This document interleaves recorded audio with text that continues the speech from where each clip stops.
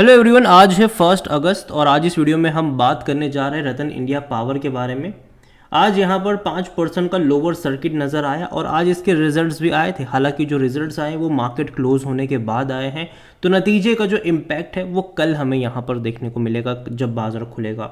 16 रुपये का शेयर है। एक महीने का ग्राफ देखोगे तो काफ़ी ज़्यादा उबड़ खाबड़ ज़रूर है। पहले गिरावट देखी, फिर तेज़ी भी देखी, अब आज यहाँ पर गिरावट भी थी।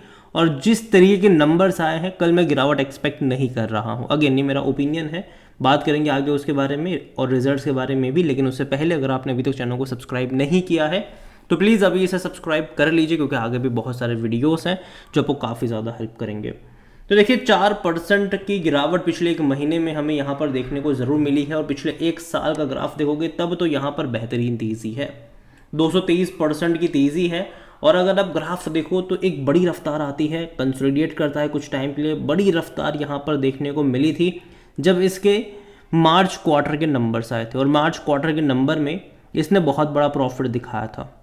और अभी जून के भी नंबर्स आए, हालांकि प्रॉफिट बहुत बड़ा नहीं है, लेकिन एक चीज़ बेहतर हुई है, वो ये है कि अब तक ये कंपनी जो थी वो लगातार लॉस मेकिंग कंपनी थी। पिछले कई क्वार्टर से भारी भरकम लॉस इनको हो रहे थे। हर क्वार्टर में 600 करोड़, 700 करोड़, 500 करोड़ तक का लॉस इनका हो रहा था। लेकिन अब इस क्वार्टर से, इवन पिछले क्वार्टर से ही यहाँ पर एटलीस्ट प्रॉफिट की शुरुआत हुई है। एक्चुअली में देखा जाए तो जो प्रॉफिट की शुरुआत है वो इसी क्वार्टर से हुई है। पिछले क्वार्टर में अगर आपको ये 10,665 करोड़ का जो प्रॉफिट देखने को मिल रहा था, ये एक्चुअली में एक्सेप्शनल आइटम से आया हुआ पैसा था और टैक्स भी कुछ रिटर्न इनको मिला था उसका था। वरना एक्चुअली में लास्ट क्वार्टर में भले ही आपको 10,615 करोड़ देखने को मिल रहे हो प्रॉफिट के टाइम पर, लेकिन वो प्रॉफिट नहीं था। असली जो प्रॉफिट इनको हुआ है वो इसी क्वार्टर में हुआ है। यहाँ पर अगर आप देखो तो रेवेन्यू बढ़े हैं, 1,016 करोड़ तक के रेवेन्यू देखने को मिले अभी जून क्वार्टर में, जो कि पिछले साल 935 करोड़ का रेवेन्यू था। इवन पिछले क्वार्टर में 995 करोड़। तो रेवेन्यू हल्का सा ही सही लेकिन बढ़ा है। लेकिन सबसे बेहतरीन चीज़ जो हुई है वो ये है कि इनके खर्चे कम हो गए। पहली बार ऐसा हुआ है कि इनके रेवेन्यू से कम इनके खर्चे हुए, वरना इससे पहले अगर आप देखोगे तो पिछले क्वार्टर में 995 करोड़ के रेवेन्यू में 1,015 करोड़ का तो खर्चा था इनका। तो बिफोर टैक्स और बिफोर एक्सेप्शनल 20 करोड़ का लॉस तो था ही। उससे पहले का अगर हम इवन अगर पिछले साल तक की बात करें तो जैसे कि हम देख सकते हैं कि खर्चा जो था वो तकरीबन 1,470 करोड़ का था। 500 साढ़े 500 करोड़ का लॉस था यहाँ पर। इस बार जो है वो खर्चा सिर्फ 923 करोड़ का हुआ है, जो कि इनकम से कम है। उसकी सबसे बड़ी वजह यह है कि इनकी फाइनेंशियल कॉस्ट है वो सिर्फ 120 करोड़ की बैठी है इस क्वार्टर में, जो कि इससे पहले के क्वार्टर में अगर आप देखोगे तो 240 करोड़ के आसपास की थी और पिछले साल तो तकरीबन 680 करोड़ के आसपास की थी। तो यहाँ पर ये बड़ी बात है कि इनकी जो फाइनेंशियल कॉस्ट है वो कम हुई है। फाइनेंशियल कॉस्ट कम होने का मतलब है कि डेट इनका कम हो रहा है, कर्जा इनका कम हो रहा है। और यही वजह है कि इस बार इन्होंने 93 करोड़ का प्रॉफिट करा हुआ है, 93 करोड़ का प्रॉफिट। और जैसे कि हम मतलब जो लास्ट क्वार्टर में जो प्रॉफिट था वो 10,665 करोड़ का प्रॉफिट था।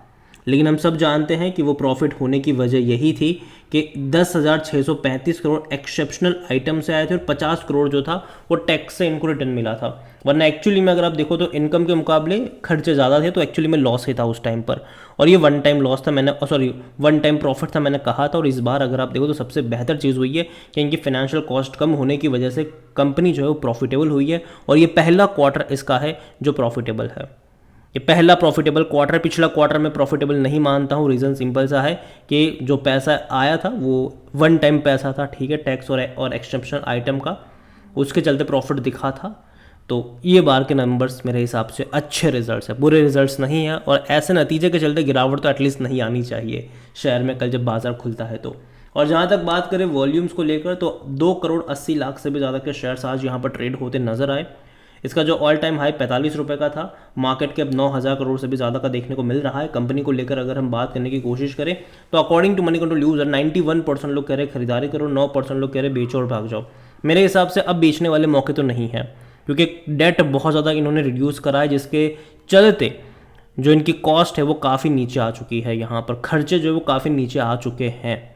और जहाँ तक बात करें इनके रेवेन्यू को लेकर तो डेफिनेटली एक बड़ा ग्रोथ हमें 2022 में देखने को मिला था, लेकिन बाद में उतना ही रहा 23 और 24 में रेवेन्यू वाइज। प्रॉफिट वाइज अगर आप देखते हो तो हाँ, लास्ट क्वार्टर 2024 में आपको प्रॉफिट, जैसे कि हम एक ही क्वार्टर में पैसा आया था ज़्यादातर, वरना उसके बाद हर बार लॉस ही हो रहा था। और जहाँ तक वैल्यूएशन की बात करी जाए तो पी इसका 1 का पी है, और 1 का पी होने की वजह भी ये है कि इनका मार्च क्वार्टर में जो 10,600 करोड़ का प्रॉफिट था उसके चलते पूरा एडजस्ट हुआ है ये। सेक्टर पी 25 का है, कोई भी एनालिस्ट हालांकि खरीदारी की बात नहीं कर रहे। फिनेंशियल्स अगर हम इसके देखते हैं तो जैसे कि मैंने कहा कि रेवेन्यू वाइज इनके ठीक ठाक ही थे। आप देखो रेवेन्यू इनके 900 करोड़ 800 करोड़ ही, और अभी भी रेवेन्यू में कोई इतना बड़ा ग्रोथ नहीं आया है। रीज़न ये है कि कंपनी जो है देखो छोटी कंपनी है, ये अपनी कैपेसिटी को उस तरीके से नहीं बढ़ा पा रहे जिस तरीके से टाटा ने बढ़ाई है, जिस तरीके से अदानी ने बढ़ाई, तो उनके रेवेन्यू आपको लगातार बढ़ते नजर आएंगे। जबकि यहाँ पर क्या है कि रतन इंडिया पावर हो या फिर रिलायंस पावर हो, जेपी पावर हो, उनके रेवेन्यू आपको बढ़ते हुए नजर नहीं आएंगे क्योंकि उनकी कैपेसिटी ही नहीं बढ़ पा रही उस तरीके से। लेकिन फंडामेंटली चेंज ज़रूर आ रहा है, क्योंकि अगर आप इनके नंबर्स देखोगे, दिसंबर 2021 में 385 करोड़ का लॉस था, मार्च में 310 करोड़, फिर 390 करोड़, फिर 517 करोड़, फिर 480 करोड़, फिर 480 करोड़, फिर 550 करोड़, फिर 632 करोड़। तो लॉस ही लॉस थे अब तक, ठीक है। बस मार्च क्वार्टर में भी एक्चुअली में लॉस था, लेकिन लॉस कम था अगर आप देखोगे तो। और जून क्वार्टर में देखा जाए तो भैया प्रॉफिटेबल हो चुके हैं, और अच्छा प्रॉफिट है, 93 करोड़ अच्छा प्रॉफिट है।